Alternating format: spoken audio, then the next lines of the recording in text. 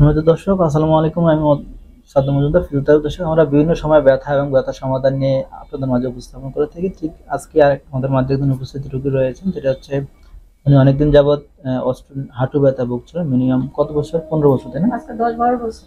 10-12 বছর। জি।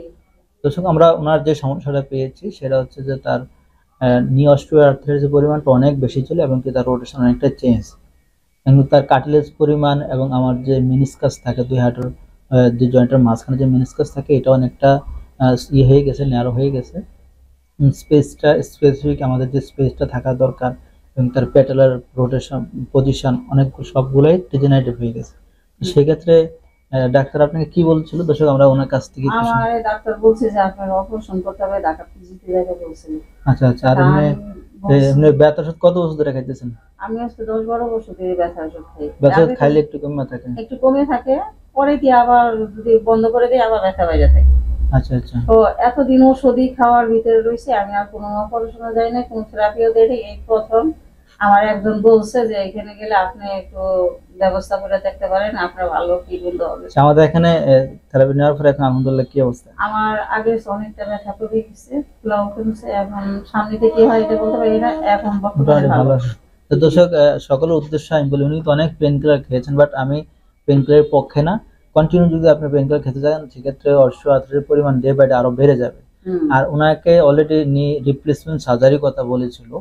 তো সেক্ষেত্রে ওনার ডায়াবেটিস আছে এবং কি প্রেশার ইমব্যালেন্স এবং কি কার্ডিয়াক সমস্যা আছে, হার্টেও সমস্যা আছে। তো সেক্ষেত্রে আমরা ওনাকে বলেছিলাম যে আপনার যে এজ 60+, সেক্ষেত্রে অপারেশনে যাওয়া এবং কি ওনার যে কন্ডিশন ফিজিক্যালি, সেক্ষেত্রে অপারেশন না যাওয়াই বেটার। তো সেক্ষেত্রে আমরা বলছিলাম আমরা আপনাকে থেরাপি দিই, কিন্তু তার যে পজিশন, যেক্ষেত্রে তার অপারেশনের কথা বলেছে, সেক্ষেত্রে কন্ডিশন থার্ড স্টেজে ছিল। ওনাকে আমরা বলেছি যে আমরা মিনিমাম 100% সুস্থ হওয়া সম্ভব না, তবে আমরা মিনিমাম 70 বা 80% একটা স্বাভাবিক জীবন আপনার চলতে পারবেন, আমাকে ব্যথাটা অনেকটাই স্বাভাবিক থাকবে। তো ওই দিক থেকে আমরা যখন ট্রিটমেন্ট চালু করি, বাট আমরা যেটা আশা করেছি তার চেয়ে ভালো বেটার রেজাল্ট আসছে। আমরা ওনাকে তাকে লেজার থেরাপি দিয়েছি এবং পিএমএফ পাসিলিটি ম্যাগনেটিক থেরাপি এবং ম্যানুয়াল এক্সারসাইজ দিয়েছি, হ্যাঁ, সাপ্লিমেন্টারি এবং কি ফুড আইটেম, লাইফস্টাইল সবকিছু যখন মডিউল করে দিয়েছি ওনাকে, হ্যাঁ, আলহামদুলিল্লাহ অনেকটাই উনি ভালো ফিল করছেন।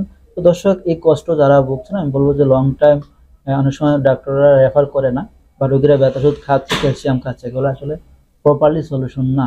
তো সেক্ষেত্রে আমি বলবো যে যারা এই সমস্যা ভুগছেন, অবশ্যই একজন ফিজিওথেরাপি ডাক্তারের শরণাপন্ন হওয়া উচিত, এবং ফিজিওথেরাপি তার জন্য অবশ্যই বাধ্যতামূলক ম্যাক্সিমাম ক্ষেত্রে আমরা মনে করি। তো দর্শক, আজকে এখানে বিদায় নিচ্ছি, আবার চেষ্টা করবো অন্য একটা বিষয় নিয়ে আলোচনা করবো। আল্লাহ হাফিজ।